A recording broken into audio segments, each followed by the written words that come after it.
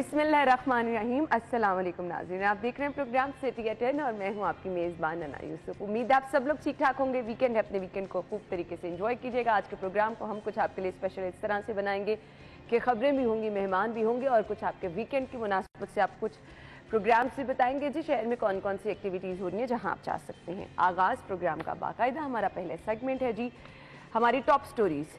खबर यह है कि 1 अरब की मुफ्त अद्वियात मिलेंगी। अब आप हैरान हो जाएंगे कि ये मसीहा कौन है। सो गोहर एजाज फाउंडेशन का दुखी इंसानियत के लिए ये बड़ा इक़दाम। अगर मगर छोड़े असम्बलियां तोड़े ना सनाउल्लाह का इमरान खान को चैलेंज।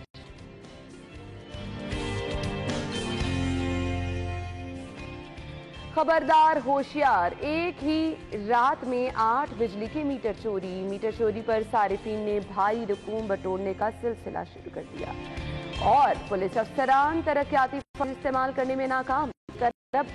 करोड़ आया होने का खदशा। आज की खबरें आप जान चुके हैं, इनकी डिटेल्स की तरफ जाएंगे। हमारे साथ हमारे सीनियर रिपोर्टर्स मौजूद है, एडिटर ब्यूरोक्रेसी कैसर खोकर साहब और अली रामी ने ज्वाइन किया। अस्सलाम वालेकुम, क्या हाल चाल है अली आपके? अल्हम्दुलिल्लाह, अल्लाह का शुक्र। अच्छा जी, अब चलते हैं पहली खबर की तरफ। सो फाइनली हम परेशान रहते थे, हर रोज एक हॉस्पिटल की खबर हम अली, कभी म्यू की, कभी सर्विसेज की, कभी चिल्ड्रन हॉस्पिटल की, कि लोग परेशान हैं, अद्वियात नहीं मिल रही हैं, मुफ्त टेस्ट की सहूलत नहीं है, बेड्स अवेलेबल नहीं है। ऐसे में 1 अरब की मुफ्त अद्वियात के लिए बंदोबस्त किया गया है और ये काम किया जा रहा है जी गोहर एजाज फाउंडेशन की जानिब से। खोखर साहब, आपसे आगाज कर लेते हैं। जी बिल्कुल, मैं समझता हूँ ये बड़ा अच्छा कदम है और गोहर एजाज फाउंडेशन ने जो जनाब अस्पताल में काम किया है, इनको चाहिए कि म्यू अस्पताल, सर्विस अस्पताल, गंगाराम अस्पताल में इसी तरह जाकर काम करें और वहाँ भी मुफ्त अद्वियात मिलनी चाहिए। चलिए जी, हम तो दुआ गो हैं कि अल्लाह ताला उनको, उन्होंने एक हॉस्पिटल का भी अगर उन्होंने एक जिम्मेदारी उठा ली, ये भी बड़ी बात है। बहुत बड़ी जिम्मेदारी तो रियासत की है, स्टेट की जिम्मेदारी है। स्टेट कहाँ, लेकिन हुकूमत को भी आगे आना चाहिए, हुकूमत को भी इस स्थिति में इकदाम करने चाहिए। हुकूमत को भी जो तहसील हेडक्वार्टर अस्पताल है, जो डिस्ट्रिक्ट हेडक्वार्टर अस्पताल है, जो पंजाब के दूर दराज इलाकों में अस्पताल है, जहाँ पर लोग बड़े गरीब लोग हैं, खासतौर पर जनूबी पंजाब है, खासतौर पर सलाबज़दा इलाकों में, वहाँ गवर्नमेंट को चाहिए कि वो गवर्नमेंट फ्री अद्वियात का बंदोबस्त करे। और इस सिलसिले में ये गवर्नमेंट भी आ गया है, गवर्नमेंट का भी ये काम है। गवर्नमेंट टैक्स लेती है तो फिर आवाम को डिलीवरी भी दे। ये नहीं कि टैक्स के पैसे जो है वज़ीर-ए-आला के शहर में लगा दी जाए और वज़ीर-ए-आला के शहर में सारे तरक्याती काम किए जाए। दूसरे पंजाब को भी वज़ीर-ए-आला का है, वज़ीर-ए-आला को चाहिए कि दूसरे पंजाब के लिए भी सोचे।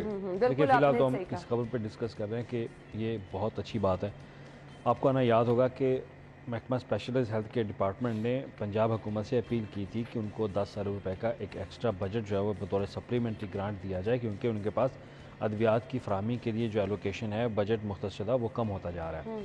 वो बजट तो पंजाब हुकूमत रिलीज़ नहीं करी, तो ऐसे में ऐसे मसीहा ही फिर सामने आएंगे और हम उम्मीद करते हैं कि मज़ीद ऐसे जो लोग कंट्रीब्यूशन कर सकते हैं हॉस्पिटल्स के अंदर मुफ्त अद्वियात की फराहमी के लिए, तो उनको करना चाहिए, उनको पार्टिसिपेट करना चाहिए। यकीनन ये एक बहुत अच्छा इक़दाम है। मुझे सिर्फ ये बता दें, हम तो दुआ गो हैं, ये मुखय्यर हजरात ही जो हैं ये इस तरह से अवाम की मदद करते चले, वो लोग जो कि नहीं अफोर्ड कर सकते, लेकिन कब तक? क्या सिर्फ ये मुखय्यर हजरात ही मुल्क चलाएंगे तो चलेगा? ये क्या, ये तो हुक्मरानों को सोचना पड़ेगा कि आखिर आपकी तरजीहात क्या हैं। अगर आपकी तरजीहात अगर ये छोटा सा भी कोई प्रोग्राम शुरू करते हैं, उसमें घपले, उसमें हेरा फेरी, क्या ये लोग काम नहीं कर रहे हैं? ये लोग मिसाल बन के नहीं दिखा रहे हैं? इन लोगों के कामों में घपले क्यों नहीं होते हैं? देखिए, वो तो समझते हैं कि ये एक नेक नीति वाला काम है। जो अदारे होते हैं, जो काली भेड़ी होते हैं, जो काली भेड़ी होते हैं ना किसी भी महकमे में, किसी भी अदारे में, वो यही समझती हैं कि कोई ना कोई चीज़ आए उसमें उनका हिस्सा बने। एग्जैक्टली, उनकी हमेशा ख्वाहिश होती है कि कोई ना कोई प्रोजेक्ट आए और उसमें वो पार्टिसिपेट करें ताकि उनके मुख्तलिफ उनके बदले में उनको जो किकबैक्स मिलती हैं वो मिलती रहें। लेकिन मसला ये है कि फिर आगे जो चीफ एग्जीक्यूटिव होता है उसके इख्तियारात होते हैं कि उन्होंने उनकी तरजीहात क्या हैं।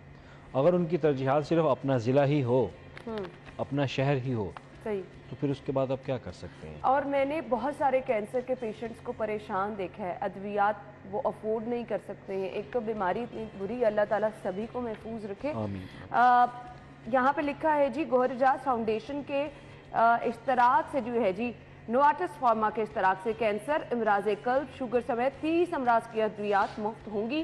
13 दिसंबर से हर मरीज जो है इससे मुस्तफीद हो सकेगा। ये सिर्फ क्या जिनाह हॉस्पिटल में ही इसकी सहूलत मैसर? देखिए, जो बताया गया कि जिनाह हॉस्पिटल में ही आउटडोर की अद्वियात, एक हॉस्पिटल में, एक बड़े हॉस्पिटल में भी ऐसी सहूलत मिल जाएगी, बहुत बड़ा काम है। लोग यहाँ पे इकट्ठे होना शुरू हो जाएंगे। जी, मुझे लगता है 1 अरब कम पड़ जाएगा। ना हजारों की तादाद में जिनाह अस्पताल में पेशेंट जाते हैं और पूरा एक इलाका जो है जिनाह अस्पताल कवर करता है। और जिनाह अस्पताल के बाद आपको पता है कि 1992 में बना था, उसके बाद कोई अभी तक अस्पताल ही नहीं बना लाहौर में, और इस वाले से जिनाह अस्पताल में बड़ा रश होता है और बड़े मरीज होते हैं, और ये बड़ा अच्छा कदम है कि जो मरीजों को 30 अमराज की अगर एक ही छत तले दवाइयां दी जाएंगी तो मेरे ख्याल से बाकी अस्पतालों से भी लोगों ने भाग के उधर जाना है कि हमें हॉस्पिटल की इंतजामिया पे मुनसर है कि वो किस तरह की मैनेजमेंट करते हैं। खुदा इसमें मैनेजमेंट फॉलो अप भी चीजों का बहुत अच्छे तरीके से लेते हैं। ये तो उनकी क्वालिटी है कि वो फॉलो अप बहुत करते हैं, वो पीछे, और खास तौर पर उनकी एक हमेशा से हमने डायलिसिस सेंटर में देखी, मैं यही बात करने लगा था कि जो काम अच्छे करते हैं उनमें जाके वो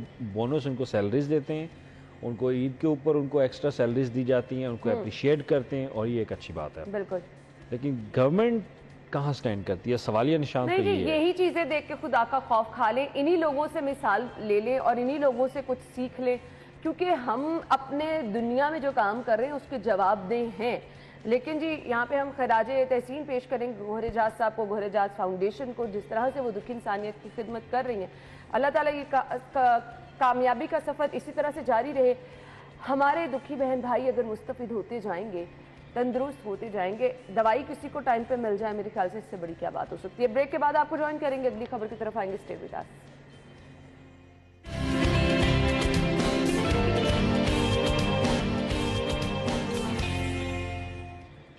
वेलकम बैक। और राना सनाउल्लाह साहब एक्शन में नजर आ रहे हैं और इमरान खान साहब को वो कह रहे हैं कि जी अगर वगर छोड़े, असम्बलियां तोड़े। जी खोकर साहब, असम्बलियां तो टूटने वाली नहीं है, लेकिन राना सनाउल्लाह साहब ने कह दिया उनको कि अब अपने बयान पे पूरा कर। जी बिल्कुल, असल में असम्बलियां चौधरी परवेज अली साहब नहीं तोड़ना चाहते। उनको वो काफ लीग जो है उनको इकदार मिला हुआ है, और इकदार की वजह से वो सारा गुजरात और मंडी बहुद्दीन को बुलाइज कर रहे हैं। अब अगर इकदार हथे से चला गया तो उनका क्या बनेगा। एक दूसरा ये कि जो इमरान खान के साथ जब तक इस्टेब्लिशमेंट थी, परवेज अली उसके साथ था। अब जब से इस्टेब्लिशमेंट ने हाथ पीछे किया, उस वक्त से चौधरी परवेज अली भी थोड़ा सा इमरान खान से पीछे हो गया। इमरान खान का लॉन्ग मार्च देखिए, उसमें काफ लीग ने शिरकत नहीं की, लिहाजा काफ लीग किसी भी सूरत असम्बलियां नहीं तोड़ेगी। बिल्कुल ऐसे ही। बिल्कुल उनकी कोशिश भी यही है कि ये सिलसिला जारी रहे। अब तो सुनने में आ रहा है कि चौधरी साहब बलदियाती इलेक्शन की तरफ भी खान साहब की तवज्जो दिलवाना चाहते हैं कि इलेक्शन जो है वो बलदियाती इलेक्शन उनके टेन्योर में ही हो जाए तो बेहतर है, ताकि एक जो निचली सतह तक अपनी बुनियाद है उसको मजबूत बनाया जा सके। राना सनाउल्लाह साहब के बयान बहुत एक कड़वे बयान होते हैं इनके। ये राना सनाउल्लाह साहब तो वैसे भी अब पीटीआई को कड़वे लगते हैं। वो जब वो लॉन्ग मार्च था, वो कहते थे हाँ तुसी आओ तो सी इस्लामाबाद देख लांगे तो राना सनाउल्लाह का एक जो है ना वो डर, एक खौफ है पीटीआई के अंदर। तो ये जो उनका बयान है, वो कोशिश भी उनकी यही कि ठीक है, अगर आपको इस तरह का कदम उठाना चाहते हैं तो आप उठाएं कदम। आखिरकार उनके पास कोई प्लान बी तो मौजूद होगा ना। ऐसे तो नहीं राना सनाउल्लाह साहब इस तरह का बयान दे रहे। लेकिन जो हल्के बताते हैं मुख्तलिफ ज़राए, वो ये बताते हैं कि असम्बलियाँ नहीं टूटने वाली। और कैसे टूटे, जैसे कि खोखर साहब ने कहा कि सीएम साहब तो इसके लिए तैयार ही नहीं है। वो तो जहाज नहीं मिल रहा तो किराए के जहाज की तरफ आ गए। खोखर साहब की ये खबर है, नया जहाज खरीदने तक रेंट पर जहाज लिया जाएगा। कल हमने ये आपके साथ ब्रेकिंग न्यूज भी शेयर की थी, क्योंकि अभी नया जहाज खरीदने के लिए पैसे नहीं है, तो 5 माह के लिए 12 करोड़ रुपए जो है वो तलब किए गए हैं। खोखर साहब जी बिल्कुल, 12 करोड़ 10 लाख रुपए जो 5 माह के लिए किराए पर जहाज लेने के लिए तलब किया है, जिसका एक ये मतलब भी है कि अगर वज़ीर आला पंजाब जो है 5 महीने के लिए रेंट पर जहाज ले रहे हैं तो इसका मतलब है 5 महीने तक उनकी हुकूमत रहेगी। एक पॉइंट है, तो इसलिए वो खरीद रहे हैं ना जहाज। अगर उनकी हुकूमत ना होती तो वो किराए पर जहाज क्यों लेते। वो कहते ठीक है मेरी हुकूमत तो जा रही है, अगला वज़ीर आला आएगा, अगला वज़ीर आला फैसला करेगा। वो तो जहाज खरीद रहे हैं, लॉन्ग टर्म अपनी प्लानिंग कर रहे हैं, जिसका मतलब असम्बलियां नहीं तोड़ रही। ये कम से कम 5 माह तो कहीं नहीं, 5 माह तक इसका मतलब ये लिया जा सकता है। जो एक खबर से निकलती है बात, मैंने वो आपको बता दिया। अंदाज़ा लगा लें आप खोखर साहब के, पिछली हुकूमत ने फैसला किया था कि हम एक एयर एम्बुलेंस सर्विस शुरू करेंगे। बिल्कुल आपने सही कहा।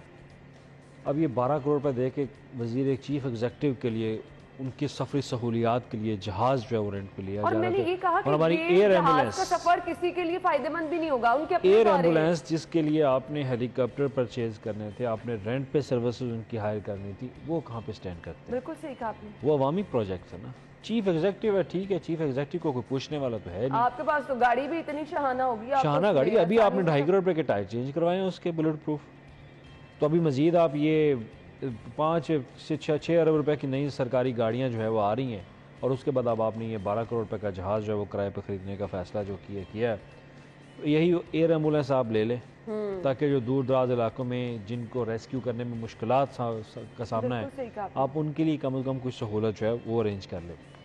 जब भी कोई समरी मूव होती है ना आना किसी दीगर ज़िला के लिए, फॉर एग्ज़ाम्पल लाहौर है या कोई और ज़िला है जहाँ पे नून लीग स्टैंड करती है, वो तो समरी ऐसे उसको मरोड़ के ऐसे फेंक दिया जाता है। अगर किसी समरी पे गुजरात लिखा हो तो उसको चूमा जाता है, चूम के उसको अप्रूव किया जाता है, भाई ये वज़ीर आला की उसके उनके आबाई शहर की समरी है, स्टाफ के भी यही हालात हैं। तो ये दस्ते मुबारक हाथों से इसको यहाँ पे रखें, इसको अप्रूव करें, ये हालात है। ये हालात हैं। गुजरात सब कुछ है, बाकी ज़िला वो नज़रअंदाज हो रहे हैं।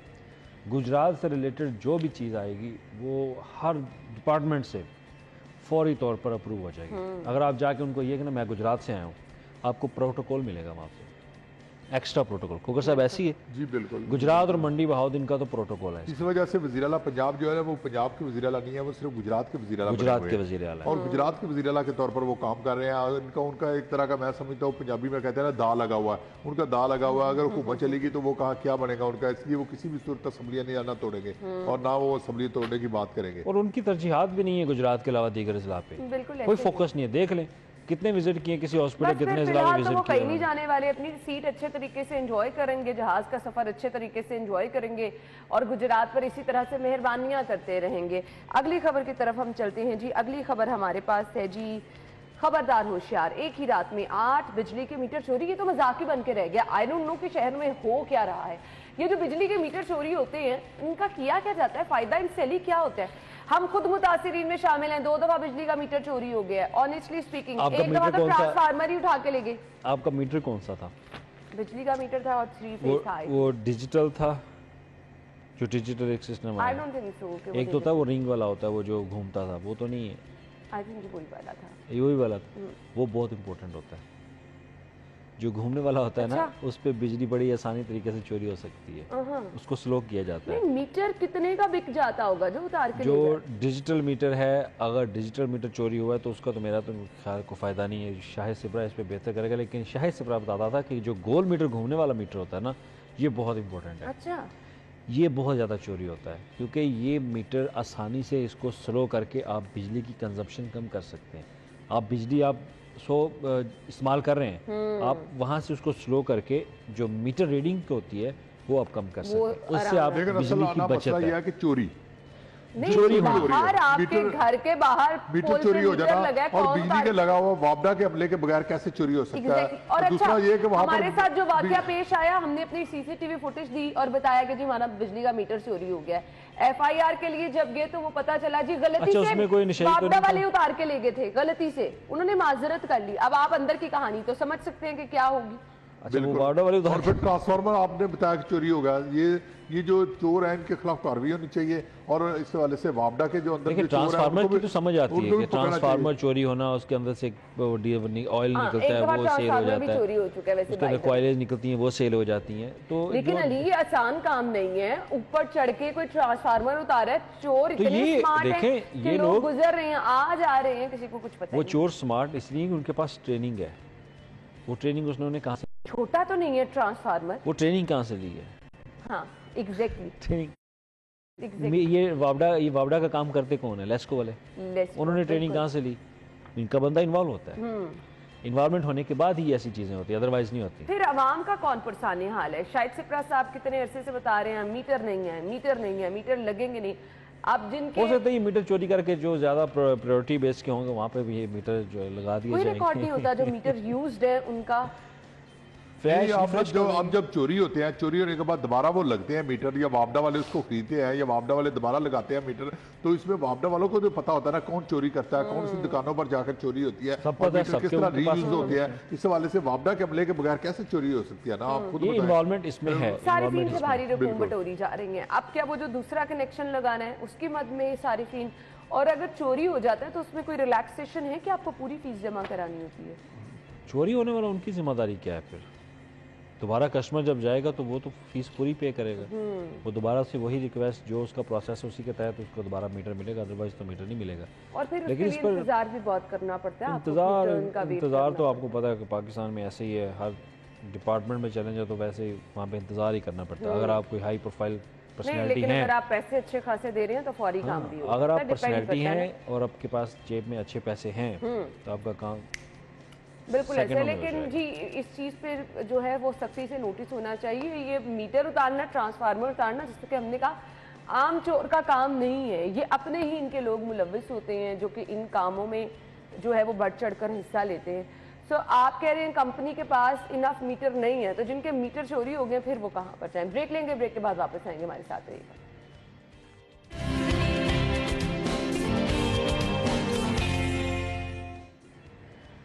एक बार फिर से खुश आमदीद कहेंगे। खबर यह है 1 अरब 20 करोड़ रुपए जाया होने का खदशा है। पुलिस अफसरान तरक्याती फंड्स इस्तेमाल करने में नाकाम है। कहीं फंड्स नहीं है काम करने के लिए और कहीं फंड्स इस्तेमाल नहीं किए जा रहे हैं। अली, मतलब ये क्या ड्रामेबाजी होती है? हम देख रहे हैं सेहत का बुरा हाल है, तालीम का बुरा हाल है, फंड्स नहीं है, कुछ हो नहीं सकता। यहाँ फंड्स हैं तो काम नहीं हो रहा। देखें, फ़ंड्स जब रिलीज़ कर दिए जाते हैं एक दफ़ा, तो क्योंकि इस साल फाइनेंशियल ईयर जो शुरू हुआ था हमारा, तो गवर्नमेंट जो है वो जरा हिचकिचाहट ज़रा थी उसमें, तो इसी वजह से बजट बहुत लेट रिलीज़ हुआ। सही। लेट रिलीज़ होने से उनकी यूटिलाइजेशन पे बहुत ज़्यादा फ़र्क पड़ा, क्योंकि अभी भी पंजाब के अंदर जो यूटिलाइजेशन है वो कदरे बेहतर नहीं है। आपने अभी तक सिर्फ 200 अरब रुपए इस्तेमाल किया, आपका 726 अरब रुपए का तरक्याती बजट का हुजम है और 6 माह गुजर चुके हैं आपको, और आपने 200 अरब इस्तेमाल किया। तो 200 अरब में से आपने ज़्यादा से ज़्यादा इस्तेमाल किया होगा उसका 25% गुजरात के अंदर। जहाँ तक लाहौर पुलिस के तरक्याती बजट की बात है तो वहाँ पर उनकी यूटिलाइजेशन को देखना होता है कि आपके जो प्रोजेक्ट्स हैं आप किन प्रोजेक्ट्स को ज़्यादा फोकस कर रहे हैं। अगर आप जो 80% प्रोजेक्ट्स आपके कंप्लीट हो चुके हैं उनको आप वहाँ पे छोड़ के जो नए स्टार्ट होने वाले प्रोजेक्ट्स हैं उनके ऊपर फोकस करते हैं तो आपकी यूटिलाइजेशन का लेवल बहुत कम आता है। हमारा फोकस ये होना चाहिए कि जो प्रोजेक्ट आपके अर्ली स्टेज पे पहुंच चुके हैं उनको कंप्लीट होना है। 20% उनके अगर उनका डेवलपमेंट का वर्क बाकी है तो आप उन पर फोकस करें। फास्ट ट्रैक प्रोजेक्ट्स के ऊपर फोकस हमेशा ज़्यादा होना चाहिए, और ये बाकायदा ये प्रैक्टिस है इंटरनेशनली कि फास्ट ट्रैक प्रोजेक्ट्स के ऊपर आप ज़्यादा फोकस करें, उनको जल्द अज जल्द कंप्लीट करें। हमारा यहाँ पे क्या होता है कि हम फास्ट ट्रैक प्रोजेक्ट्स को बिल्कुल स्लो कर देते हैं, और जो स्लो मूविंग स्कीम है उनको बजट दे के उनको आगे लेके आते हैं।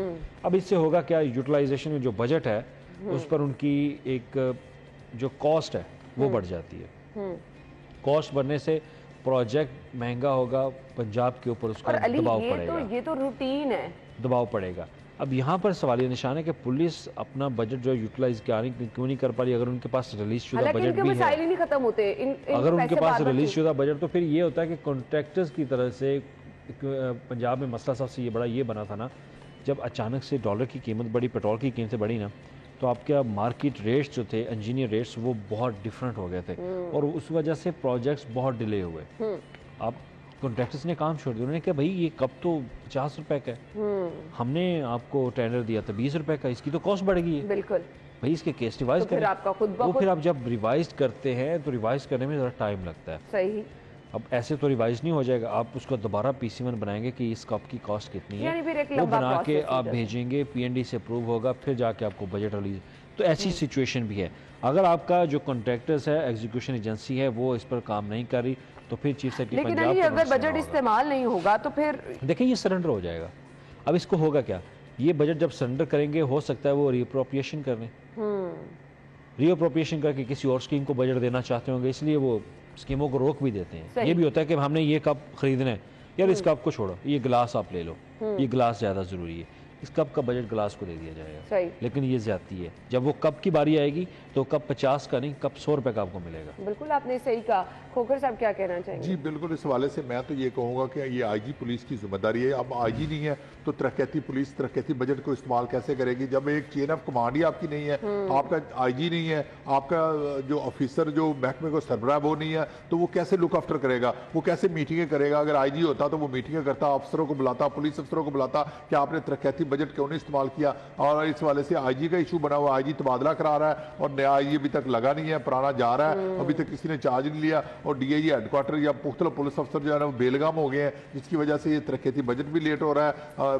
पुलिस के जो HR के मामला है वो भी डिस्टर्ब हो गए हैं, पुलिस के लॉ एंड ऑर्डर के डिस्टर्ब हो गए पुलिस हैं। का तो कोई मामला भी खोकर साहब दुरुस्त नहीं है। मुझे ब्रेक का कहा जा रहा है नाज़रीन, हम ब्रेक लेंगे, ब्रेक के बाद अगली खबर की तरफ आएंगे। Stay with us.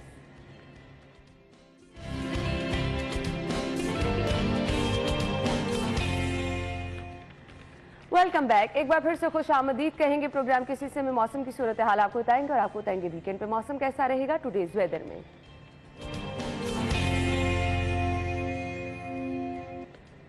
आज का मौसम कोमल हमें बता रही हैं। जी कोमल, ओवर टू यू। जी बिल्कुल अन्ना, लाहौर शहर के मौसम के हवाले से बात की जाए तो मौसम आज दिल पर बधाएं दिखा रहा है और इससे तबीयत मिजाज भी बहुत ही जो है वो खुशगवार सा महसूस हो रहा है, ताजगी बख्श रहा है आज का मौसम शहर लाहौर के इंसानों को भी। और आज पौधे भी झूमते हुए नजर आ रहे हैं।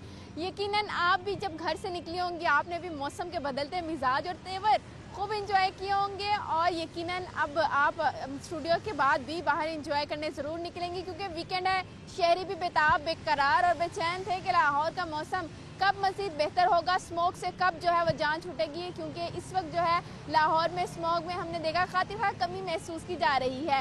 मौजूदा AQI 223 रिकॉर्ड किया जा रहा है। कुछ खास बेहतरी तो नहीं आई, लेकिन जो स्मोक के बादल हम देख रहे थे वो छट चुके हैं और लाहौर का दर्जा हरारत भी इस वक्त जो है वो 18 डिग्री सेंटीग्रेड रिकॉर्ड किया जा रहा है, जबकि बारिशों के हवाले से ताहाल कोई भी इम्कान नहीं बताया जा रहा।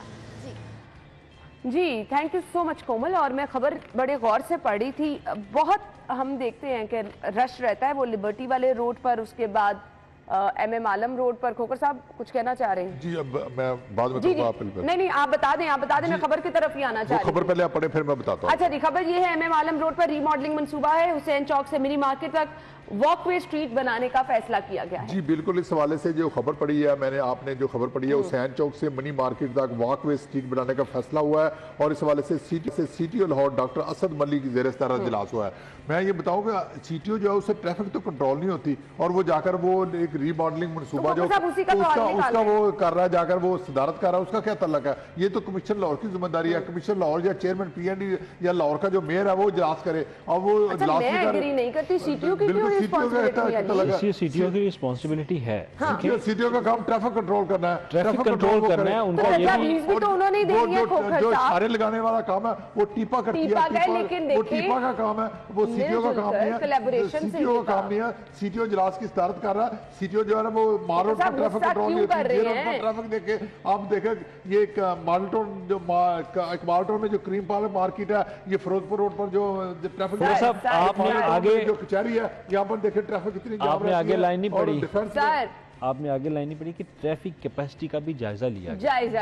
अब जब ट्रैफिक की बात आ जाए, मिलकर बैठना, टीपा को कमिश्नर हमारा वहाँ कहा है, कमिश्नर को अरे मेरी बात भी सुन लें, कमिश्नर को, टीपा को, सिटी ट्रैफिक पुलिस को, आपके DC साहब को, आपकी शहर की पूरी इंतजामिया को, ये बहुत बड़ा शहर का मसला है, सबको मिलकर बैठना है। ट्रैफिक पुलिस वहां पे होती है। ट्रैफिक पुलिस को पता है कि ट्रैफिक कहाँ से आ रही है, उसको कैसे डिवाइड करना है, कैसे मैनेज करना है।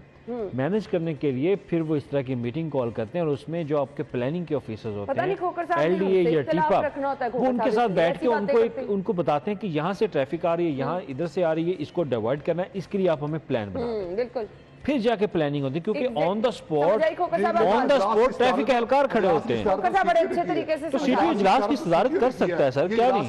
कमिश्नर को करनी चाहिए। आपने रोड सेफ्टी प्लान बनाया, रोड सेफ्टी टास्क फोर्स तश्कील दी है, उसका काम है वो जाकर वहाँ जो रोड की मैनेजमेंट का प्लान है, उसके लिए CTO नहीं होगा तो कौन होगा? CTO ने सब कुछ बताना है कि भाई हमें यहाँ पे हर्डल्स आ रही है, यहाँ पे ट्रैफिक बहुत ज्यादा ब्लॉक है। मैं कहती हूँ मसले के हल के लिए कोई भी इनिशिएटिव लेता है, कोई भी बैठता है, सबको इकट्ठा करता है, फिर इससे क्या आ जाता है, कौन से दायरे साहब ने ऐसे उस पर एतराज उठा दिया। आप ना गुस्सा ना किया करें बात का। CTO साहब से नाराजगी सर नहीं तो फिर क्यों इतना? देखिए ट्रैफिक शहर की कंट्रोल नहीं हो रही, ट्रैफिक देखे मसला, CTO वहाँ फोकस करे ना। CTO का काम है ट्रैफिक देखे। आप स्कूलों के बाहर जब छुट्टी का टाइम होता है ट्रैफिक हादसा तो हो रहे होते हैं और बच्चे बेचारे के साथ क्या होता है, स्कूलों के बाद उनका जो फिर जब काम है- स्कूल में छुट्टी का टाइम होता है 4 बजे दफ्तरों का, तो सारा मार रोड, जे रोड, फिरोजपुर रोड चौक हो रहा था। और फिर जब स्कूल सुबह 9 बजे दफ्तर खुलते हैं उस वक्त ट्रैफिक जाम हो जाती होती है। पी और कार्ड्स लाहौर है में ना, पी कार्ड्स है। अली आप 10 अंडरपास भी और बना दें, गैर पी कार्ड्स में कानूनी ट्रैफिक जिनके नहीं पास कंट्रोल ड्राइविंग लाइसेंस नहीं है वो देखें कितना सर जी बहुत बड़ा मसला है ट्रैफिक का। 10 आपकी गाड़ियों की तादाद बहुत ज्यादा खोकर साहब बढ़ ये गई मसला है। हल नहीं होना। तादाद बहुत बढ़ चुकी है। अब रोड उस तरह के नहीं है, आपकी Congested पब्लिक roads हैं ट्रांसपोर्ट सर। नाम की कोई चीज ही नहीं है। ये पब्लिक ट्रांसपोर्ट बेहतर हो तो फिर गाड़ियों का रश कम हो। आप इसी तरह एक ऑफिसर के ऊपर किस तरह से आप जो है ना वो तनकीद कर सकते हैं। देखिए उनका काम है मैनेजमेंट, वो मैनेजमेंट कर लेते हैं। मसला ये कि हमारे पास उस तरह के रोड्स नहीं है। रोड हमारे बहुत कंजेस्टेड हो चुके हैं, इसलिए ये तो वो प्लानिंग कर रहे हैं कि जनाब ये प्लानिंग करें, अदरवाइज आप 2025 तक आप तो फारिग हो जाएंगे। रोड पे तो गाड़ी चल नहीं सकेगी जो सूरत हाल चल रही है। कैनाल रोड पर अगर पीक आवर्स में बात करें तो पीक आवर्स में आप निकल नहीं सकते, ऐसे ही है। ऐसे स्लो मूव चलेंगे आप। ट्रैफिक के लोग शादरा देखे ज़्यादा ट्रैफिक इसके बाद मसला आता है लेकिन इंक्रोचमेंट का। ट्रैफिक पुलिस कुछ नहीं कर इंक्रोचमेंट ट्रैफिक पुलिस का काम नहीं है, उन्होंने बिल्कुल। सिर्फ बताना है। इंक्रोचमेंट काम खत्म करना है इंतजामिया का। काम है। बिल्कुल इंतजामिया ऐसे ही क्यों है, नहीं करती? बिल्कुल ऐसे ही है। और यहाँ पे रिवाज अली ये है कि एक दूसरे में बात डाल दी जाती है। ऐसी बात अच्छा बात ये दूसरों में बात डाली जाती है। यहाँ पे खोकर साहब कह रहे हैं कि उनका काम ही नहीं है, वो कर रहे हैं, उनका काम ही नहीं है। ट्रैफिक मैनेजमेंट में आप प्लानिंग किसी को तो आती है। सलाम पेश करें कि चलें किसी ने काम तो ट्रैफिक शुरू किया है। मैनेजमेंट में प्लानिंग आती है भाई, प्लानिंग करना उनका काम है। उन्होंने बताना है कि भाई ये चीज़ हमारे साथ वैसे हो रही है, ये माजरत के मुश्किल है। साथ बहुत सारी जगहों पे मैं देख रही हूँ टीपा अपनी रिस्पॉन्सिबिलिटीज इस तरह से नहीं निभा रहा।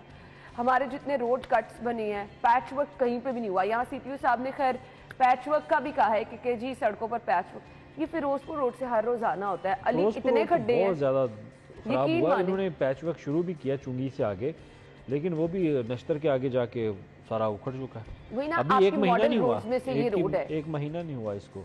ये पैच वर्क एलडीए ने करवाया। इनसे पूछना चाहिए कि ये आप किस तरह का पैच वर्क मैं करवा कहती रहे हूँ क्वालिटी भी इनके मटेरियल की इतनी खराब होती है। खराब होती मुझे है। याद है जब भी ये टीम्स ने आना होता है, हमारी टीमों की मूवमेंट होती है, उससे 1-2 दिन पहले पैच वर्क कर लेते हैं, सड़कों को बड़ा अच्छा साफ सुथरा कर लेते हैं, पैच वर्क कंप्लीट कर लेते हैं। विद इन मेरे ख्याल से 2-3 मंथ वो वहां से दोबारा बैठ जाती है। ऐसी यहाँ पर कोई क्वालिटी चेक करने का मेरे ख्याल से स्टैंडर्ड ही नहीं है कि कोई क्वालिटी चेक है। करे। स्टैंडर्ड भी है, आपकी मॉनिटरिंग टीमें हैं, बाकायदा चेक करते हैं, लेकिन उस वक्त तक रोड बन चुका होता है। जब रोड बन चुका फिर उसको दोबारा उखाड़ तो सकते नहीं। ऐसे ही। डीजी एमएनडी ने कितनी रिपोर्ट्स अपनी पेश की गवर्नमेंट ऑफ पंजाब को कि यहाँ पे ये सब स्टैंडर्ड मटेरियल इस्तेमाल हो रहा है, यहाँ पे ये मटेरियल इस्तेमाल ठीक से नहीं हुआ, यहाँ पे ये गलती है, वो गलती है। क्या कोई एक्शन लिया किसी ने? कुछ भी नहीं। सवाल ही नहीं वैसे पैदा की होता। वैसी खैर यहाँ चीजें पे पड़ी बंद रोड और गुलशन रावी के लोग भी सुन लें जी। टी जंक्शन के लिए 4 अरब रुपए की मंजूरी दे दी गई है। मेगा प्रोजेक्ट में 20% फंड एलडीए से लेने की तजवीज मुस्तरद। 100% फंडिंग पंजाब हुकूमत करेगी। अली पंजाब हुकूमत करेगी लेट्स सी, करेगी। देखते हैं करेगी। हाँ। अभी तो क्योंकि उनके पास बजट नहीं है, और जो बजट है वो जहाँ जा रहा है वो वो सभी जहाँ को जा पता रहा है वो सबको पता है। अगर इस पे कोई एतराज़ उठाना चाहता है तो वो मेरे से रब्ता कर ले, मैं उसको साथ तमाम दस्तावेजात फराहम कर दूंगा कि जनाब यहाँ पे पैसा गुजरात में जा रहा है। क्योंकि बहुत बाज़ लोग कहते हैं अगर शहबाज शरीफ ने लाहौर पे पैसा, शहबाज शरीफ ने इतना पैसा लाहौर पे नहीं लगाया जितना गुजरात को 4 माह में आपने बजट दे दिया है। अगर अब भी आप लाहौर पे देख रहे हो, लाहौर पे बजट यूटिलाइजेशन 15% है। 6 माह गुजर चुके हैं आपको, फाइनेंशियल ईयर को गुजरे, अभी तक आपने सिर्फ 15% यूटिलाइजेशन किया। लाहौर एक बड़ा शहर है, बड़ी आबादी है यहाँ पे। अगर आप इसको ये इग्नोर कर दें कि जनाब नहीं ये लाहौरियों को सब कुछ मिलता जा रहा है, लाहौर में आपका एक कैपिटल सिटी है सूबे का। बनता हर है चीज़ आपके हर आपके शहर से लोग बिजनेस के लिए यहाँ पर बिजनेस आते के लिए हैं, आते, हॉस्पिटल्स सेहत में के लिए आते आते हैं, तालीम के लिए लोग तालीम के यहाँ लिए पर आते आते हैं। आपका एक तो आपको मैं ये कहती हूँ कि पाकिस्तान पूरे मुल्क का आपका एक दिल कह लें, दिल शहर कह लें। लाहौर है। यहाँ तालीम सेहत हर चीज के लिए लोग लाहौर का रुख करते हैं। लाहौर का रुख यहाँ करते पे हैं, ये उसके सलूक लिए- करना, तो उसके लिए आपको मुझे लगता है आप गुजरात का रुख करने लग जाएंगे अगर सीएम साहब ज्यादा देर रहे तो मैं तो यही समझता हूँ कि हो सकता है वो गुजरात को इन्हें डिप्टी बना दें, कैपिटल सिटी बना दें ऐसे ही है। कि जनाब डिप्टी कैपिटल सिटी जो है वो ये होगा। खोकर साहब अगर सहूलियात गुजरात ज्यादा हो होगा। गई गुजरात में, आप तो नहीं मूव कर जाएंगे? जी बिल्कुल, ये बड़ी अफसोसनाक बात है कि जब वज़ीर आला उस्मान बुज़दार थे तो सारे वसाइल जो है वो तौसा शरीफ पर लगते थे, डीजी खान पर लगते थे, अब गुजरात पर लगते हैं। हमारे जो सियासतदान है लेकिन ये तो तौसा शरीफ पे रिकॉर्ड आवाम के टूटे खादम अभी। नहीं समझते अपने कौन आप को। सा वो अपने मियां वाली कुछ पीछे रह गए। अपने इलाकों को सिर्फ अपने कॉन्स्टिट्यूंसी जो थी जहाँ से उन्होंने इलेक्शन लड़ा सिर्फ उसको महफूज करते हैं। वो अवाम सूबे के नौकर है, वो अवाम के खादम है, वो उनको अवाम को खादम समझना चाहिए और पूरे सूबे की खिदमत करनी चाहिए। लेकिन चौधरी प्रिविलेज हम ने बिल्कुल तो अखीर खिलाफ कर दिया नहीं है, हम बिल्कुल सारे खिलाफ पैसे जो नहीं है है। गुजरात पर खर्च कर दिए हैं। और बाकी जो सूबे के शहर हैं, अस्पताल देखें उजड़े पड़े हैं, सैलाब के लिए कोई चौधरी लीग ये नहीं है। सलामत आसरी बेचारे रुल रहे हैं, उनके घर तबाह हो गए हैं, उनकी फसलें तबाह हो गई हैं, उनका जमा पूंजी तबाह हो गई है। लेकिन वज़ीर आला पंजाब ने एक दौरा सिर्फ किया राजनपुर का और वहाँ फोटो बनवाकर वापस आ गया, दोबारा ये नहीं है। लेकिन खोकर साहब ये सिलसिला इसी तरह से जारी रहना है, हमारे यहाँ पे आओ बका करने से कुछ नहीं होना। थैंक यू सो मच, बहुत बहुत शुक्रिया आप लोगों के वक्त के लिए। नाज़रीन ब्रेक होगी, हेडलाइंस होंगी, फिर आते हैं।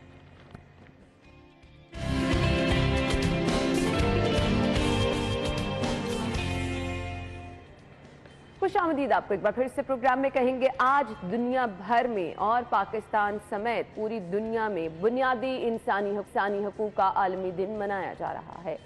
बहुत ज़रूरी है कि आपको पता हो कि आपके राइट्स क्या हैं, ह्यूमन राइट्स क्या हैं। जहाँ कहीं पर आपके साथ किसी ने ज़्यादती की है तो उस पर आपको करना क्या चाहिए। मैं तो ये कहूँगी कि बहुत सारी चीज़ों पे आपको लेट गो करना चाहिए अच्छी ज़िंदगी गुजारने के लिए, लेकिन इंसानी हकूक़ अगर रखे गए हैं, बुनियादी इंसानी हकूक़ अगर उनकी पासदारी कहीं पे नहीं की जा रही तो ज़रूर आपको इसके लिए आवाज़ उठानी है। ये दिन मनाने का मकसद क्या है? अगर बुनियादी इंसानी हकूक़ का तहफ़्फ़ुज़ नहीं किया जा रहा तो हमारा कानून इसको प्रोटेक्शन किस तरह से देता है, इस पर कानून क्या कहता है, कौन कौन से ऐसे इंसानी हकूक़ हैं जिसकी खिलाफ वर्जी पर कानून हरकत में आ सकता है, आता है। मिसालें हमारे सामने मौजूद होंगी, वो भी आपके साथ शेयर करेंगे। जो मेहमान हमारे साथ मौजूद है, तारुफ कराना चाहूंगी। मोहम्मद मोहसिन विर्क साहब ने ज्वाइन किया है, member executive committee supreme court bar. हम वेलकम कहेंगे अपने गेस्ट को। अस्सलाम वालेकुम, क्या हाल चले? बहुत बहुत शुक्रिया, थैंक यू सो मच आपके वक्त का। बुनियादी इंसानी हकूक, मुझे ये बता दें, बहुत सारे हमारे ऐसे बहन भाई हैं जिनको यही नहीं पता कि ह्यूमन राइट्स हैं क्या, अगर कहीं पे वायलेशन इसकी की जा रही है, अगर कहीं पे उनके साथ ज्यादती की जा रही है, कोई ऐसा मसला है, तो इंसानी हकूक को कानून तहफ़्फ़ुज़ देता है किस तरह? बिस्मिल्लाहिर्रहमानिर्रहीम। सबसे पहले तो इस्लामिक पॉइंट ऑफ व्यू से हमारे राइट्स हैं जो सारे हैं, वो जो शरिया में दिए गए हैं, वो सबके राइट्स हैं। बहन के राइट्स हैं, भाई के राइट्स हैं, पेरेंट्स के राइट्स हैं, बच्चों के राइट्स हैं। लेकिन अब हम आ जाएँ अगर अपने पाकिस्तान के लॉज के मुताबिक, तो हमारा जो कॉन्स्टिट्यूशन है वो बड़ा प्राइम है इस बारे में। सबसे पहले इवन एमरजेंसी भी नाफिज हो जाए मुल्क में तो जो बुनियादी हुकूक हैं वो इनफील्ड रहते हैं। वो चैप्टर ही अलहदा कर दिया गया कि कॉन्स्टिट्यूशन को अगर वो सस्पेंड भी कर दे तो राइट्स वाला चैप्टर जो है वो इंडिपेंडेंट वर्क कर रहा होता है। उसमें आर्टिकल 4 है, आर्टिकल 25 है, आर्टिकल 18 है, आर्टिकल 10A है। तो ये सब में से 10A जो है ना, वो बड़ा कंप्लीट, हेल्थ से लेके आपके एजुकेशन से लेके हर चीज़ को कवर किया गया। जहाँ कहीं लगता है आपको हॉस्पिटल में अच्छी सर्विसेज नहीं मिल पाई हैं, किसी रेस्टोरेंट में नहीं मिल पाई हैं, किसी सैलून में नहीं मिल पाई हैं, किसी ने आपके बेसिक फैसिलिटीज़ मेरा राइट है। ये सब्सिक्वेंट उसके बाद भी मेरे राइट्स हैं कि मेरी जो किसी चीज़ से चीज़ डन हुई है, अब उसके लिए सारफ कोर्ट अवेलेबल है। और इन दिनों में बड़ा प्रैक्टिकली उसने रोल प्ले किया है कि जी आप किसी भी अदारे की किसी भी सर्विस से या प्रोडक्ट से आप सेटिस्फाइड नहीं है तो आप उसके खिलाफ पहले एक नोटिस करते हैं और फिर उसके बाद उस कोर्ट में जाते हैं। और 99% अगर आप राइट पे हैं तो आपको वहाँ से बड़ा आसानी से रिलीफ मिल रहा है। तो उसकी वजह से काफ़ी हद तक बेहतरी कानून मौजूद है, इम्प्लीमेंट होना हमारे यहाँ इतना मुश्किल क्यों है? क्यों हम कुछ वाक़यात को मिसाल उस तरह से बना के लोगों के सामने नहीं रखते हैं? यहाँ पर ख़वातीन पर तशद्दुद आम है, फिर हम कौन से इंसानी हकूक़ की बात करते हैं? मुझे सिर्फ ये बता दें। माज़रत के साथ मेरे समेत सारे लोग सिर्फ राइट्स लेना चाह रहे हैं, देना नहीं चाह रहे हैं। तो जो मेरी रिस्पॉन्सिबिलिटी है मैं वो पूरी नहीं करता, जो मेरे ज़िम्मे काम है वो पूरे नहीं करता। और अनफॉर्चुनेटली जो हमारे इंस्टीट्यूशन भी हैं, जो उनका काम होता है वो करने की बजाय दूसरे कामों पे जोर लगा रहे होते हैं। स्मोक है तो इन्वायरमेंट वालों को करना चाहिए, इन्वायरमेंट वाले उस पर कोई काम नहीं कर रहे। लाहौर इस वक्त बस सिटी है रहने के लिए दुनिया में, लेकिन कोई काम नहीं हो रहा। तब मजबूरन कोर्ट उसमें अब कोर्ट जब करेगी तो कोर्ट के पास उतने बेसिक रिसोर्सेज नहीं है कि समझ सके ग्राउंड रियलिटीज़ क्या हैं, वो तो हल करने की कोशिश करेगी। अब जब उस पर टाइम लगेगा तो बाकी केसेस पीछे जाएंगे। तो मेरे ख्याल में हर अदारे में right person for the right job वाले अगर सिस्टम में आया जाए तो ही लोगों के राइट्स उनको प्रॉपर मिल सकते हैं। सही। अब बुनियादी इंसानी हकूक़ जो आपने कहा ये है कि जी जो भी एक राइट ट्रैक पे चीज़ होनी चाहिए उससे उसके अगेंस्ट कुछ हो। हमारे यहाँ लोगों में अदम बर्दाश्त बहुत बढ़ती चली जा रही है।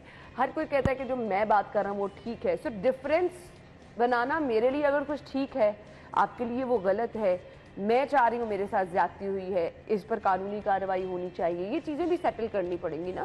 पहली तो बात ये है कि अगर लाइफ में आप थोड़ा सा बियर कर जाएँ इनिशियल स्टेज पे तो 90% प्रॉब्लम तो आपके वैसे ही सॉल्व हो जाते हैं।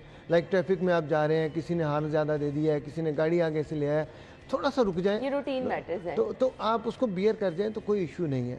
लेकिन वंस अगर आप स्टेट बेस पे आना चाहें तो अनफॉर्चुनेटली यहाँ पे आपको इंसाफ लेते हुए इतनी देर लग जाती है कि उसके इंसाफ की ज़रूरत नहीं रहती। तो वो जो प्रॉब्लम है देर वाली, अब आपने खुद ये चीज मान ली इससे पहले कि मैं कहती कि इंसाफ देते हुए देर, रीजन क्या है इसकी? रीज़न इसकी बेसिक वही है फिर कि कोई इदारा अपना काम करने के लिए तैयार नहीं है, कानून साजी नहीं हो रही प्रॉपर। एक्चुअली देखें पार्लियामेंट का काम है कानून साजी करना, ना कि ये बताना कि ये ब्रिज बना दिया हमने, ये रोड बना दी है। बुनियादी इंसानी हकूक है ना जिसकी खिलाफ वर्जी हो रही है कि अगर कोई कानून के पास चला भी जाता है तब भी इतने लंबा टाइम लग जाता है, वो बेचारा धक्के खा खा के ही। उसका पहले लॉ को चेंज करने की जरूरत है ना जी। देखिए गाड़ियों की मैं एग्जांपल देता हूँ, गाड़ियों की नंबर प्लेट्स थी, गवर्नमेंट की विल थी, सारी गाड़ियों पे जेन्युइन नंबर प्लेट्स लग गई। किसने चेंज करना है? लॉ देखिए सबसे पहले तो पार्लियामेंट ने बनाना है, उनका मकसद ही पार्लियामेंट का ये है कि लॉ बनाए। कोर्ट ने तो सिर्फ एक्सप्लेन करना है, जहाँ पे कहीं पे जाके आ जाए क्लैरिटी ना आ रही हो। बड़ी जिम्मा हो रहे हैं। नहीं, आप कह रहे हैं हमारे एंड पे भी देखे, मैं अपनी कम्युनिटी की अगर बात करूं तो बीइंग एडवोकेट हमें खुद पहले देखना चाहिए कि कौन सा केस हमें करना है, कौन सा नहीं करना है। बिला वजह डेट नहीं लेनी चाहिए, बिला वजह स्ट्राइक नहीं करनी चाहिए। प्रॉब्लम इज दैट कि यहाँ पे आप जिस काम के लिए भी स्टार्ट करते हैं वहाँ पे जब तक आप तो हर रोज ही स्ट्राइक सुनते हैं, आप कह रहे हैं बिला वजह नहीं करनी चाहिए, तो इतनी वजूहात पे स्ट्राइक कैसे हो जाती है? रीजन ये है ना, देखिए हम उस फील्ड के साथ कंसर्न है जहाँ पे जैसे आप हर चीज़ हाईलाइट करते हैं ना मीडिया पे, आप दिखाते हैं ये वायलेशन होगी, ये रोड नहीं बन रहा, ये डाकू पकड़ा गया, आपको पता चलता है, हमें आपसे देख के पता चलता है। हमारे राइट्स की वायलेशन क्या हुई हमें पता होता है। जब हम कहते हैं ना राइट दे दें, वो कहते हैं ये कौन दरमियान में से आ गया कहता है कि ये हमारा राइट है, आप हमारा राइट दे दें। जब आप राइट की बात करते हैं तो अगला बंदा अनाइड हो जाता है। तो जिसके साथ अनाइड होता है वो चूंकि हम रजिस्ट करने की पोजीशन में होते हैं, इसलिए वो फील आती है कि हम ज्यादा कर रहे हैं, बाकी लोग सिर्फ वही ज्यादतियां बर्दाश्त कर जाते हैं। लेकिन अल्टीमेटली देखें सोसाइटी में जिसके साथ भी ज्यादती होती है किसके पास जाता है? लॉयर के पास। और अनफॉर्चुनेटली जो अदलिया का रोल है ना वो बड़ा स्लो है। मैं उस पर बड़े खुल के कहूँगा, स्लो इसलिए है कि वो कहते हैं कि आप डायरेक्शन तो ले लें, अगर आप वायरीज पे जाएंगे ना 10 साल बाद टर्न आएगी। मैं एफबीआर के खिलाफ एक रिट में गया, मैं एफबीआर के खिलाफ रिट में किया, 7 डेज में एफबीआर ने वो काम करना था, एग्जैक्ट 7 ईयर्स के बाद डिसाइड किया। तो वो 7 ईयर्स कोर्ट का टाइम वेस्ट हुआ ना, लिटिगेंट का टाइम वेस्ट हुआ, काउंसिल का टाइम वेस्ट हुआ। तो वो बात ये है कि हमारे एंड पे भी फॉल्ट जरूर है, ऐसा नहीं है कि हमारी जो अब जिम्मेदारी किसकी है? ये जो बुनियादी इंसानी हकूक हैं अवाम तक के पहुंचाना, रिस्पॉन्सिबिलिटी किसकी है? स्टेट। सबसे पहले तो एथिक्स पढ़ानी चाहिए हमें। जब तक एथिक्स नहीं पढ़ाएंगे, हम समझते हैं कि इस्लामियत पढ़ा दी, एथिक्स की जरूरत नहीं है। सबसे बुनियादी चीज तो मुझे पता होना चाहिए ना कि ये बात गलत है। मेरा इनर कहे कि ये बात, मैं गाड़ी का शीशा खोलूंगा, बाहर गार्बेज फेंकूंगा, ये बुरी बात है, सही। मुझे पता ही नहीं है ये बुरी बात है तो मैं तो फेंक दूंगा। तो मुझे पहले ये सबसे पहले एथिक्स पढ़ानी चाहिए। हमारे निसाब का कंपल्सरी जो है सब्जेक्ट होना चाहिए कि हर बच्चा एथिक्स पढ़े। दूसरी बात ये है कि जब तक वो ट्रेनिंग पार्ट से नहीं हम स्टार्ट करेंगे कुछ भी नहीं हो सकता। लेकिन करंट जो चीज़ें हम अगर चेंज करना चाहें तो हमें लॉ अमेंड स्पीडी कर सकते हैं। जिस लॉ की जो अफादियत नहीं रही है उसको ख़त्म कर देना चाहिए, और जिसकी ज़रूरत है उसको फौरी तौर पे उस पर कानून साजी करके, क्योंकि बहुत दफ़ा कोर्ट्स में क्या होता है, कोर्ट जनरली रिलीफ देना चाहती है, कहती है लेकिन लॉ में लिखा ही नहीं है, ऐसे बात आपकी ठीक लग रही है लेकिन कानून में ऐसी गुंजाइश नहीं है। ऐसे ही है, बिल्कुल ऐसे ही है। सो अब मुझे सिर्फ ये बता दें कौन से ऐसे आपको इश्यूज जो हैं अपनी सोसाइटी को देखते हुए, आपके पास तो बहुत सारे केसेस आते भी होंगे जो आप समझते हैं कि ये इंसानी हकूक़ की खिलाफ वर्जी है, इस पर लोग आते हैं और मज़ीद आना भी चाहिए, अपने राइट के लिए आवाज़ उठानी चाहिए। कौन कौन से ऐसे इश्यूज जो आपको समझ लगते हैं कि सोसाइटी में ये बहुत प्रिवेल कर रहे हैं? सबसे बुनियादी चीज़ तो देखें हेल्थ है। हेल्थ के ऊपर इतने प्रॉब्लम है कि एक अच्छा खासा वेल ऑफ आदमी भी अगर प्राइवेट सेक्टर से इलाज करवा के आता है तो उसके बाद उसको सेट होना, उसको बस हो जाना। दूसरा, उसमें इतनी ज़्यादा चीज़ें गलत हो चुकी हैं कि जब वो प्रिस्क्रिप्शन भी लिखी जाती है तो वो पेशेंट को देख के नहीं लिखी जाती, वो कमीशन को देख के लिखी जाती है।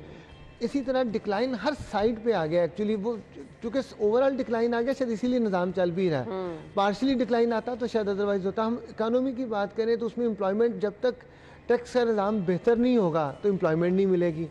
हम असल में करंट चीज़ को ठीक करने की कोशिश में करते हैं, किसी का चेहरा जर्द है उसको रंग लगा के रेड करने की कोशिश करते हैं, उसकी हेल्थ ठीक करने की ज़रूरत है। इसी तरह जब आपके फियर्स ख़त्म होंगे सोसाइटी में, जो हमारी ऐसी रवायात हैं जो कि मेरे ख्याल में ना इस्लाम से मैच करती हैं ना एथिक्स से मैच करती हैं, उनको ख़त्म करने की ज़रूरत है। शादी ब्याह पे हम इतने इतने पैसे लगा देते हैं और बाद में उनको रीपे करते रहते हैं।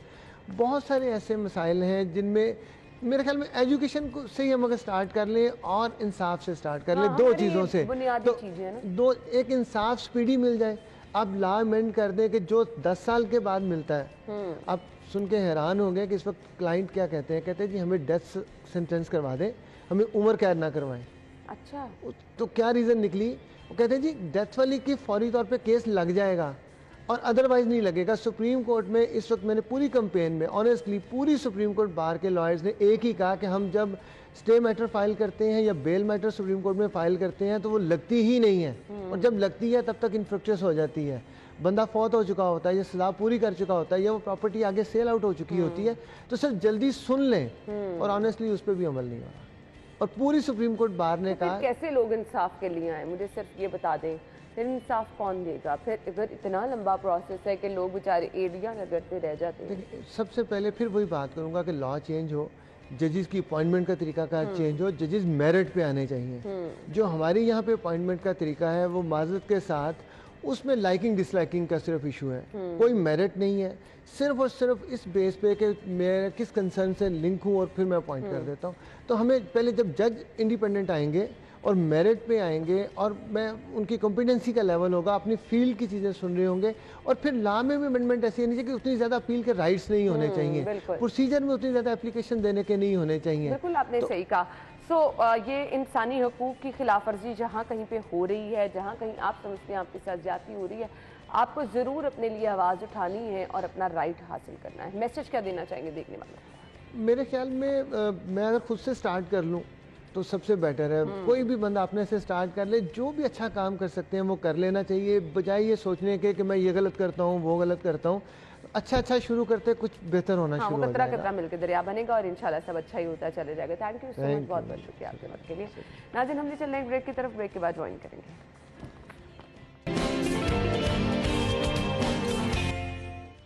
खुश आमदीद कहेंगे। कुछ चीज़ें आप सभी लोग जानते हैं कि लाहौर की सकाफत का हिस्सा हैं। ये अखाड़े, कुश्ती, पहलवानी हमने हमेशा से देखा कि अंदरून शहर का एक हुस्न रहा। बहुत सारे मुकाबले भी यहाँ हुआ करते थे, लेकिन फिर हमने देखा एक लंबे अरसे के लिए इस पे फुल स्टॉप लग गया। ऐसा क्यों हुआ ये तो हम जानने की कोशिश करेंगे, लेकिन आपके लिए आज न्यूज़ ये है कि जी 25 साल बाद रुस्तम लाहौर का दंगल कल होने जा रहा है शहर लाहौर में, और इसके लिए तमाम तरह इंतजाम मुकम्मल कर लिए गए हैं। पंजाब स्टेडियम में ये होने के लिए जा रहा है, और इसके मुकाबले कितने होंगे, कितने पहलवान इसमें हिस्सा लेंगे, और मेन इसके जो कैरेक्टर्स हैं वो भी हमारे साथ मौजूद होंगे। मेहर अकरम उर्फ काला पहलवान हमारे साथ मौजूद है, सदर लाहौर रेसलिंग एसोसिएशन है। हीरा बलोच पहलवान जो कि मेन मुकाबला जो हो रहा है उसमें हिस्सा लेने जा रहे हैं, उन्होंने भी हमें ज्वाइन किया है। तो सबसे पहले सदर लाहौर रेसलिंग एसोसिएशन मेहर अकरम साहब से हम स्टार्ट कर लेते हैं। जी अस्सलाम वालेकुम, क्या हाल चाल है? ठीक ठाक। बहुत बहुत शुक्रिया। 25 साल बाद कैसे ख्याल आ गया कि हमने कुछ पहलवानी का मुकाबला करवाना है, कैसे ख्याल आया? मैं खुद पहलवानी करता था तो 25 साल में कोई इसने दंगल नहीं कराया, कुछ का फन पहले वो खत्म हो गया। मैनू ये ख्याल आया अली का मैदान है, इन्हों बात करना चाहिए। लाहौर के 72 खाड़े ने, हर खाड़े में गया वहाँ जाके सर्वे किए ने, मिट्टी बदाम बच्चों दिते ने, माशाल्लाह भवानी का जग हो गई। अगों मैनू फिर मैं सदर बनाया गया लाहौर का, तो उस तो बाद फिर मैं दंगल करने शुरू करती है। मेरा 6वां दंगल है, रुस्तम लाहौर 25 साल बाद मैं करा रहा वहाँ, ये किसी ने नहीं कराया। ये मेरे नाल अब्दुल सत्तार साहब ने, पाकिस्तान का कोच है, और मेरे दोस्तों ने रल के असी दंगल कराया है। बाबा गुल्ला सदर वाले ने कंड के वो मेरा तावन कराते हैं, बहुत अच्छा दंगल है साडा। मेरी पीढ़ी है नौजवान बच्चों के आगे देखो, मेरे को सवाल है, नौजवान बच्चों पहलवानी करो, मनशात से गुट के सवारी बच्चों, माँ बाप का अदब करो। मैनू गौरमेंट मेरे ना तावन करे, मेरे को बड़े पट्ठे ने, बड़े तैयार मैं किए ने, वो करना भी पिया वा। मैनू क्लब दिता जाए, मैं इंशाअल्लाह बाहर के मुल्क कला के बाहर के मुल्क जाके पाकिस्तान का झंडा बुलंद कर सकते हैं, गोल्ड मेडल लिया सकते हैं। मेन मुकाबले में हिस्सा लेने वाले रेसलर हमारे साथ मौजूद है, पहलवान मौजूद है, हीरा बलोच पहलवान। अस्सलाम वालेकुम। वालेकुम सलाम। क्या हाल चाल है आप? शुक्र अल्लाह का। अच्छा, मुझे ये बताइएगा ये पहलवानी का शौक किस तरह से आया, कितनी देर हो गई है इस फील्ड में, और कितनी प्रैक्टिस करते हैं? माशाल्लाह मेरे वालिद साहब भी पहलवान थे। सुबह हम 4 घंटे सुबह ट्रेनिंग करते हैं, 4 घंटे शाम को करते हैं। और वालिद साहब की और उस्तादों की मेहनत, बाट साहब हैं, आमर बलोच साहब हैं, अरशद सतार फरीद साहब, इन्होंने बहुत ट्रेनिंग करवाई है, तो आज अल्लाह ने इज्जत दी है, मैं लाहौर में फाइनल में पहुंच चुका हूँ, तो इंशाल्लाह कल जीतूंगा। किस तरह से आप प्रैक्टिस करते हैं हर रोज? अब ये जो मुकाबला कल फाइनल होने जा रहा है, कितने दिन हो गए इसके लिए ट्राई करते हुए, कोशिश करते हुए, प्रैक्टिस करते हुए? इसलिए ये 2 माह हो गए हैं पूरे लगातार हम ट्रेनिंग कर रहे हैं रात हर दिन। रोज? हर रोज 3-4 घंटे सुबह, 3-4 घंटे रात, और खुराक भी बहुत डिफरेंट है, दूध, गोश्त, फ्लूड वगैरह ये रोज़ यूज़ कर रहे हैं, और 2 मालशी भी हैं जो हमें थकावट के लिए वो बाद में इस्तेमाल किया जाता है। कल अल्हम्दुलिल्लाह बहुत ट्रेनिंग है, तो इंशाल्लाह कल बहुत मज़ा आएगा कुश्ती। खाने का ख्याल किस तरह से रखते हैं, क्योंकि बहुत ज़्यादा खाना भी आप लोगों के लिए उस तरह से बेहतर नहीं होता, तो पहलवानों को तो देख के लगता है कि वो बहुत ही खाते होंगे, तो क्या वाकई बहुत खाने पीने के शौकीन हैं? नहीं, ये बहुत सिर्फ ना पहलवानों का नाम बदनाम है। अच्छा। सुबह ट्रेनिंग करके हम बादाम पीते हैं, थोड़ी देर बाद हम थोड़ा सा जो भी है ये मुरब्बे हो लगे, सेब का हो गया, थोड़ा सा वो खाते हैं, और रोज़ एक दिन में हम आधा किलो गोश्त खाना है, और 1-2 दिन छोड़ के, रोज़ नहीं ना खाते क्योंकि वो हीट हो जाती मैदे में, स्टेमिना लूज हो जाता है। अच्छा जी, वेट मेंटेन रखना किस तरह से ज़रूरी, क्योंकि अगर आप खाना इतना अच्छा खाएं तो फिर आपका वेट भी ज़्यादा हो जाता है, तो वेट के लिए मेंटेन रखने के लिए कुछ करते हैं? वो ट्रेनिंग बहुत ज़्यादा है, वो खाड़ा पुटना होता है, दूरे लगाने होती है, डंड स्पाटे, वो जितना हम खाते हैं उससे डबल हम निकाल देते हैं। कभी चोट लगी, कोई ऐसी इंजरी हुई अपने इस तमाम प्रैक्टिस सेशन के दौरान? हाँ जी, ये चोटें लगती रहती हैं, ये पहलवानी का गहना है, मेरे घुटने पे भी लगी थी, बाजू पे भी, लेकिन अल्हम्दुलिल्लाह उस्तादों ने कवर कर लिया है। ये जो आपके पास पड़ा है इसको क्या बोलते हैं? इसे गुर्ज कहते हैं। अच्छा। ये पहलवानी का गुर्ज है, और कल जो भी जीतेगा ये उससे मिलेगा। ये उससे मिलेगा, वाह जबरदस्त। सो ये जो मुकाबला कराया जा रहा है 25 साल बाद रुस्तम लाहौर का दंगल होने जा रहा है, सो हमें अकरम साहब बता रहे थे कि ऑल इन ऑल ये खुद हैं, मैं जैसे कि पूछ रही थी कि आपको कोई हेल्प करता है, सरकारी सतह पर कोई सपोर्ट करता है? हाँ जी, करते हैं जी। साड़ी ये एक तजीम अब्दुस्तार साहब ਉਹਨਾਂ ਸੰਤਾਂ ਸਾਨੂੰ ਕਰਦੇ ਨੇ ਕੋਈ ਜੀ ਸਾਰੇ ਦੋਸਤ यार इकट्ठे पाप हो के पैसे सुलाते हैं। सही। तो ये मुकाबला पंजाब स्टेडियम में होने जा रहा है। जो दूसरे पहलवान आपके मद्दे मुकाबल हैं, कितना बड़ा चैलेंज है उनको देख के? क्या वो भी बड़े तगड़े और आप उनको लाइट लेने वाले तो नहीं है?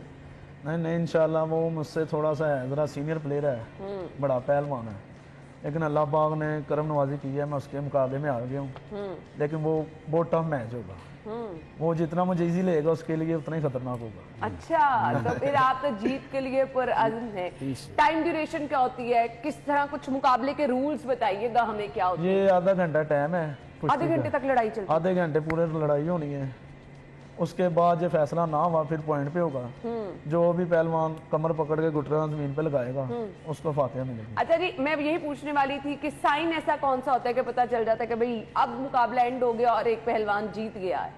वो स्टैमिने में पता चल जाता है, जितनी कुश्ती लंबी होगी, जिसकी ट्रेनिंग कम होगी वो जल्दी थक जाएगा। और वो मुकाबले का कैसे पता चलता है कि ये वाला पहलवान जीता है? आप लोगों ने जीत का साइन ऐसा क्या रखा हुआ है? वो तो कमर लगानी होती है ना, सिविल कुश्ती होती है, आपने उसकी कमर जमीन के ऊपर लगानी है, बस कुश्ती खत्म हो जाएगी। सही। अगर वो 10 मिनट में भी हो सकती है, वो आधे घंटे में, वो 2 मिनट में भी हो सकती है। जो पहलवान टफ हो गए हैं वो दोनों एक दूसरे को रास्ता नहीं दे रहे, फिर वो जो कोच है या जो भी सदर साहब खड़े होंगे वो भी टाइम बताएंगे, आधा टाइम गुजर गया, आधा घंटा, अब जो पॉइंट लेगा उसको फातिहा मिल जाएगी। सही। तो मुझे आप बताइएगा अकरम साहब के, आपको दोनों पहलवानों में से कौन सा पहलवान ज्यादा तगड़ा लग रहा है? देखो जी, तैयब पहलवान वो भी तगड़ा है, ये भी तगड़े ने, इंशाअल्लाह पहला खरबूजा चिरन लगे हैं, अल्लाह की फतेह देवे जी। सही। और इसके अलावा भी आपने कहा कि 10 जोड़े थले छोटियां हैगियां जी। अच्छा। मामा है, गुंगा पहलवान है, हीरा पहलवान है, बड़े भलवान बच्चे हैगे ने, तो तो बाद कुरबान पहलवान है, मिठू पहलवान है। पहलवानी की ट्रेनिंग भी आप क्या देते हैं? वो जो नौजवान इसमें शामिल होना चाह रहे हैं इस फील्ड में, उनको ट्रेनिंग की क्या दी? हाँ जी, ट्रेन कराते अपने अपने खाड़े ट्रेन करते हैं, मुड़ के उन्होंने जोड़ा बन्नने आ, फिर उन्होंने असी पैसे देने आ, वो फिर तैयारियां करते हैं, तगड़े होकर मैदान फिर सारा आंदे। यानी आप फैसिलिटेट भी करते हैं, अपने पास से पैसे भी ऊपर लगाते हैं? जी जी जी। सही।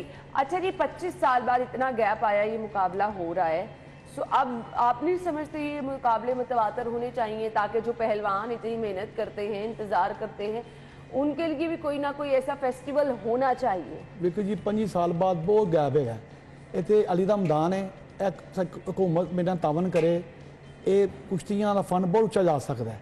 तो इंशाअल्लाह ताला मैनूं उम्मीद हैगी है, गौरमेंट वजीर पंजाब में अपील है, मैंने क्लब दिता जाए, एक खाड़ा दिता जाए, और जो बच्चे मैं तैयार कराँगा, जोर करके गद्दे की मैट तो लियावांगे, मैट तो बाहर तो मुल्क जाएंगे, गोल्ड मेडल लेंगे, पाकिस्तान नाम बुलंद होएगा इंशाल्लाह जी इंशाल्लाह। अच्छा मुझे ये बताइएगा कि ये मुकाबला जो कल होने जा रहा है पंजाब स्टेडियम में, क्या सभी लोग लाहौरी इसमें शिरकत कर सकते हैं? इंशाल्लाह जी माशाल्लाह, मैंने उम्मीद है कोई 10-15 हज़ार बंदा होएगा जी। अच्छा हाँ जी, इतनी मशहूरी हो रही है, टीवियों में, मोबाइलों में, यूट्यूब में, हर मशहूरी हो रही है। चलें जी, हम भी रिक्वेस्ट करेंगे क्योंकि ये लाहौर की सकाफत का हिस्सा है ये चीज़ें, और लाहौरियों के तो वैसे दिल के बहुत ज़्यादा करीब होती हैं। तो कल ये मुकाबला होने जा रहा है, आप इन लोगों को ज़रूर देखें, अप्रिशिएट करें। ये आप लोगों के मेरे ख्याल से वो मोटिवेशन के लिए जो है वो रहते हैं। इसके साथ साथ एक और चीज़ ये है कि जो नए लोग इस फील्ड में आना चाह रहे हैं, इसको ज्वाइन करना चाह रहे हैं, उनके लिए भी जैसा कि अकरम साहब ने बताया कि दरवाजे खुले, बल्कि उनको जेब से पैसे लगाकर जो है वो तैयार किया जा रहा है। थैंक यू सो मच, आप लोगों के वक्त का बहुत बहुत शुक्रिया और गुड लक कल के मुकाबले के लिए। नाज़रीन, इसी के साथ ही प्रोग्राम का वक्त पहुंच रहा है अपने इख्तिताम को। इंशाल्लाह हमारी और आपकी मुलाकात होगी मंडे को। अल्लाह हाफ़िज़।